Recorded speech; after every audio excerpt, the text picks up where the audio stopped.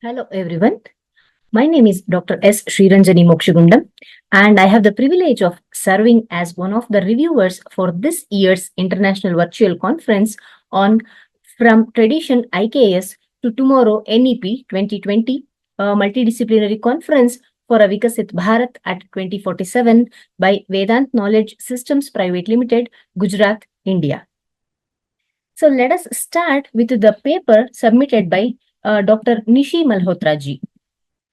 Respected author, your manuscript that is titled as Financial Inclusion, NABARD eShakti. It has a solid foundation, and I would also like to offer some constructive insights to mainly enhance its clarity, vigor, as well as the overall impact. See, your introduction, it sets the stage well. But please consider adding a brief overview of why financial inclusion is so critical in our India's socio-economic landscape. Means this will give the readers a clearer understanding of the significance of your topic. Additionally, try defining the key terms like it could be microfinance, self-help groups, SHGs, digital technology.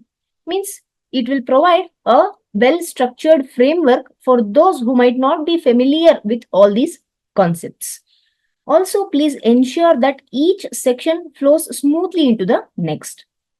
Say, for example, when you are discussing about microfinance, please try to mention its connection towards financial inclusion so that we can maintain that coherence, consistency. And the section on your technological innovations, it is definitely crucial.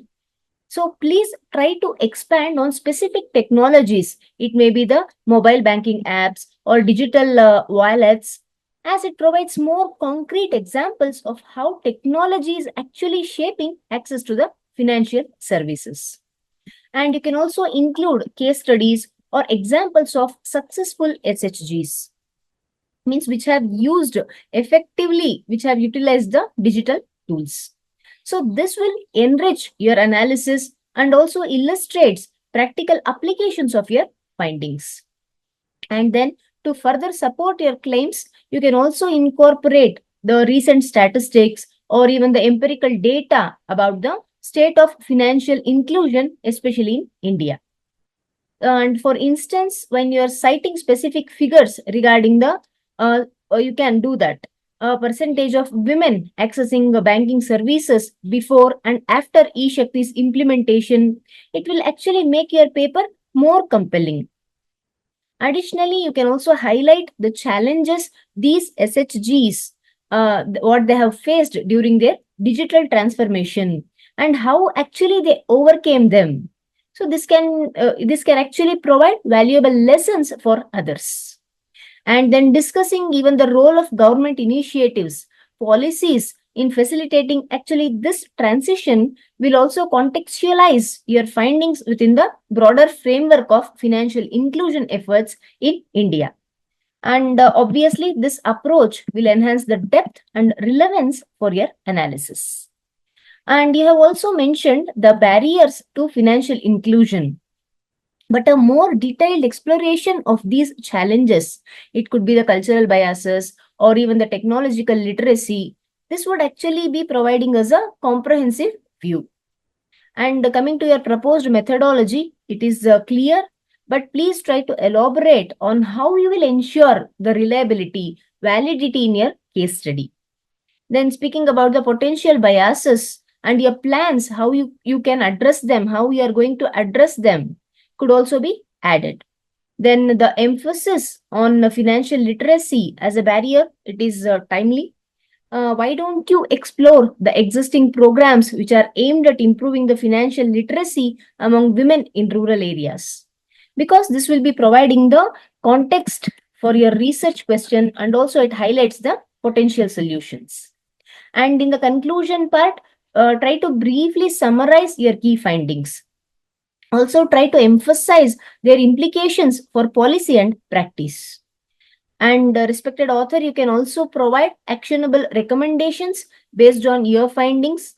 And also this will be providing the valuable insights for all the stakeholders who are involved in the financial inclusion efforts. And I also urge you to suggest the areas for future research. Okay, means you are encouraging the other researchers towards this ongoing exploration in the same field.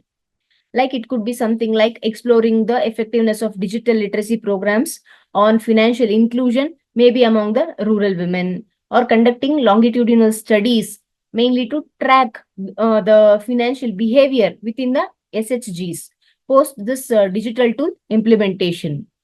And also, please check if you can incorporate tables, graphs, or even charts to present your data visually, and we can definitely make it engaging for your readers. And I also suggest a thorough proofreading to eliminate any sort of grammatical errors or the typos. Okay. Next, moving to the second paper by Debayan, Kanty, Bose G, titled Creating a Coaching Culture in Indian Incorporated Strategic Pathways for Viksit Bharat 2047. So this paper tackles a vital aspect of India's growth strategy, aligning well with Viksit Bharat 2047 vision.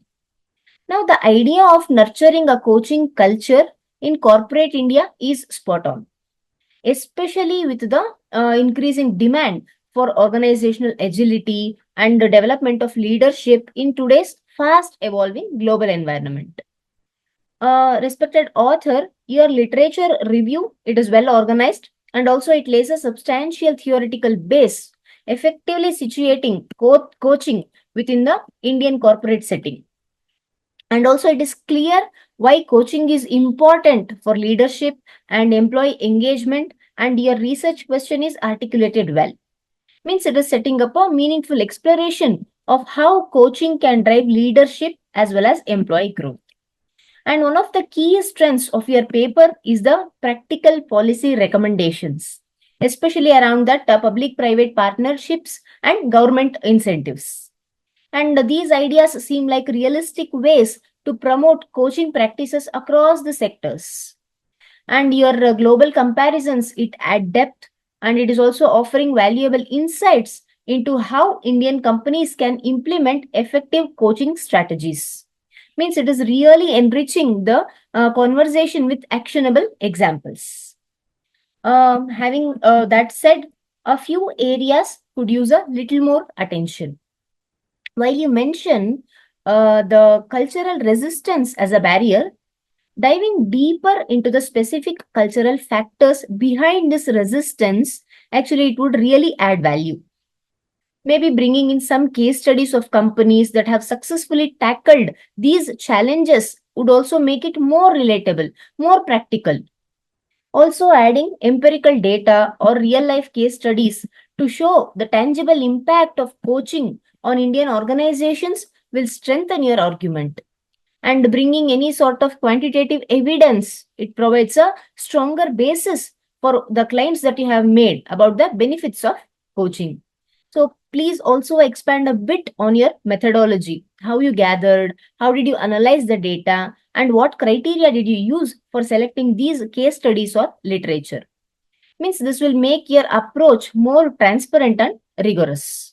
And on the visual side, you can also use charts, graphs to represent the key data or frameworks, and this will be simplifying all those complex points, and it will be definitely keeping your readers engaged. And as for technology, you touch on it briefly, but expanding on specific tools or platforms already which are being used would be definitely insightful. And it also helps to discuss some challenges the companies might be facing when adopting these technologies. Finally, I would also like to speak about your title. While it is clear, it could be little more concise is what I feel. Maybe something like building a coaching culture in Indian Incorporated for Viksit Bharat 2047, or something like a coaching culture in Indian corporations, pathways to Viksit Bharat 2047. This will be streamlining it, and we are also trying to keep the focus intact. Okay. Next, I will discuss the paper Impact of Risk on Entrepreneurial Abilities a case study of Hirasar International Airport by Sri Aditi Chatterjee and Sri Tanmoy Chatterjee. So, valued authors, your manuscript presents a thorough examination of the relationship between risk and entrepreneurship in large-scale infrastructure projects, specifically focusing on Hirasar International Airport in India. Starting with the strengths, the topic is appropriate, especially in light of India's efforts to enhance its aviation infrastructure as a part of broader economic development initiatives.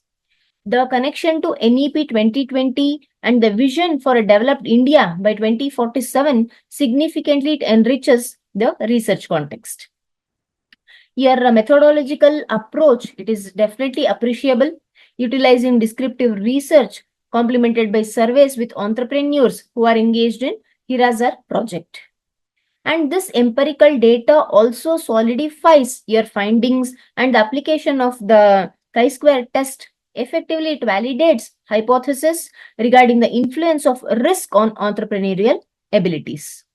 The insights in your conclusions, they are particularly valuable, showing that risk can act as both constraint and as a catalyst for the entrepreneurial activity.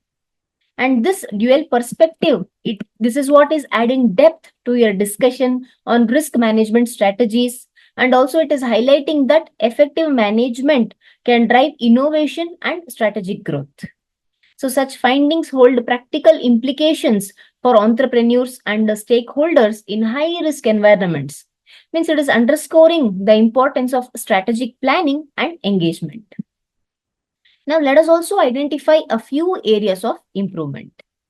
Your literature review is certainly well developed, but try to include a more broad analysis of existing studies which is done on risk management in entrepreneurship. Mainly, we want to strengthen our theoretical framework and also to contextualize your findings within the broader academic discussion. And in terms of clarity, some sections, especially introduction and methodology, shall have better defined headings and subheadings, because this will be increasing the readability as well as it helps the readers to follow your argument more easily. And it is also crucial that you address the limitations of your study. Try to recognize potential biases in the survey responses or limitations that are inherent in the case study research. We are trying to provide a more balanced perspective here. Then adding the section suggestions for future research, it would also be advantageous. Try to identify specific areas for further investigation. Say, for example, exploring the longitudinal studies, maybe to track the changes in risk perceptions over time, or say conducting comparative analysis across different sectors, or investigating cultural attitudes towards risk in various regions. All this can provide valuable insights into entrepreneurial decision making. Lastly, maybe adding visual aids like graphs, tables to illustrate your key data findings will definitely be helping you. It will be helping you to improve the awareness and connection, particularly for those readers who appreciate the visual summaries. Okay. Following this, I would like to review the paper titled Exploring the Attitude of Working Women Towards E-Wallet Transactions by Dr. Alpeshkumar Kotecha ji. Valued author, your study presents a relevant analysis of the adoption of digital payment systems among working women in Porbandar, India. Particularly, this is in the context of our nation's shift towards a cashless economy post-demonetization. The focus on working women, it is significant as this demographic increasingly engages in digital financial transactions. One of your paper's strengths is its clear objectives with well-defined research goals which are aimed at analyzing perceptions as well as the relationship between demographic profiles and attitudes towards e-wallets. And this clarity effectively guides your research methodology also, and your practical rigor, it is commendable. And using a structured questionnaire to survey 153 working women, it provides a strong base for quantitative analysis and which is supported by statistically significant findings, p values below 0.05. And your literature review, it is comprehensive. Effectively, it is contextualizing the study within the existing research, and it is also highlighting both opportunities as well as challenges associated with e-wallet adoption in India. And it also suitably references key studies as well as that illuminate the factors which are influencing the usage of e-wallet. However, still there are a few areas of improvement. I would like to say, please try expanding your sample size to include a more diverse demographic across different regions. We want to enhance the generalizability of your findings. Maybe including women from varied socio-economic backgrounds will also provide deeper insights into how different factors influence the adoption of e-wallet. Then integrating qualitative data, maybe through interviews or through the focus groups, could enrich your findings by providing the personal stories and experiences that actually go beyond these quantitative measures. And while you identify positive perceptions, also please try discussing the potential barriers faced by the working women in adopting these e-wallets, such as it could be cybersecurity concerns or issues regarding the digital literacy, because this will be providing a balanced view. And also try to suggest the areas for future research. In your conclusion, proposing the specific avenues for future research, maybe something like longitudinal studies to track the changes in attitudes over time as the technology is evolving. It is also a good idea if you can highlight what your findings mean for the stakeholders, like encouraging them to create targeted educational programs to tackle cybersecurity concerns or even to boost the digital literacy. Plus, looking into different demographic groups and how new digital payment technologies affect their adoption could be really insightful. Even the comparative studies across various cultures can shed light on how societal norms play into e-wallet usage among the working women. So all these points would be adding a depth and encourage ongoing exploration in your field. Then let us turn our attention to the last paper titled as Assessment of Omni-Channel Retailing Characteristics and its Effect on Consumer Buying Intention by Dr. Virendra Chavda ji, Dr. Bhavesh J. Parmar ji, and Ms. Urvi Jalavadia ji. Revered authors, your work provides a suitable examination of omni-channel retailing, particularly its characteristics and influence on consumer buying intentions. And it is also well supported by the existing literature, reflecting a deep insight of the topic. And a notable strength of this study is its alignment with the current retail trends.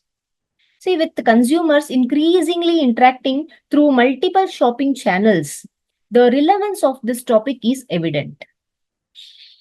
The expanding literature on omni-channel strategies further it accentuates its significance. Then your literature review, it is systematic and it is offering a robust foundation for the research.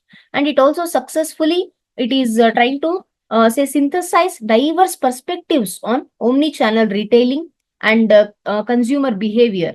Means it is drawing from various scholarly sources. The methodology is also clearly expressed, detailing the approach towards the data collection and analysis. And then the usage of SPSS, AMOS for the statistical examination, it is aligning well with your research objectives. Then the substantial sample size of 441 valid responses, it is again reinforcing the reliability of your findings. However, there are still a few areas that could benefit from enhancement. Please try to clarify your research objectives and questions in the introduction. Means this will be guiding your readers more effectively. Although your research review of literature, it is identifying key constructs, it would actually be strengthened by including a formal hypothesis section also providing an explicit theoretical framework for empirical testing. And in the results section, kindly consider adding specific statistical outcomes such as p-values and effect sizes, because we want to substantiate claims about the variable relationships. And this would be increasing transparency and credibility in your analysis. Furthermore, when discussing about your findings, it is important that you contextualize them within the existing literature. Try to address how your results align with or differ from the previous studies. This will help you to enrich your analysis and also to deepen insights into consumer behavior in the omnichannel settings. Although implications for marketers are briefly mentioned here, they could be further developed. And offering actionable recommendations which are based on your findings would enhance your paper's value for the practitioners in your field. And a more structured conclusion, which will be summarizing the key findings and also suggesting the directions for future research, provides a sense of closure and also encourage the ongoing inquiry into this topic of omnichannel retailing. Maybe for further research, you can examine the impact of emerging technologies, maybe AI, artificial intelligence, or VR, virtual reality, on consumer buying intentions in omnichannel retailing. Or even you can explore consumer segmentation across demographics and the role of sustainability in purchasing decisions, because it will be providing you with the valuable insights. And even the longitudinal studies which are tracking changes in the consumer preferences over time could also further enhance the understanding of this particular topic. So with this, I have concluded my review of 5 papers and provided my observations and recommendations. And to all the authors whose papers I have reviewed, I wish you all the best in all your future research endeavors. Your works are definitely valuable, and I hope it receives the recognition it deserves. And to the conference organizers of Vedant Knowledge Systems Private Limited, directors Dr. Arjun Dave sir, Mr. Raj Soni sir, and to all your team members, I extend my best wishes for a successful event. Your efforts in bringing together such high quality research are truly commendable, and I hope everything goes smoothly. Thank you once again for involving me in this process. Thank you.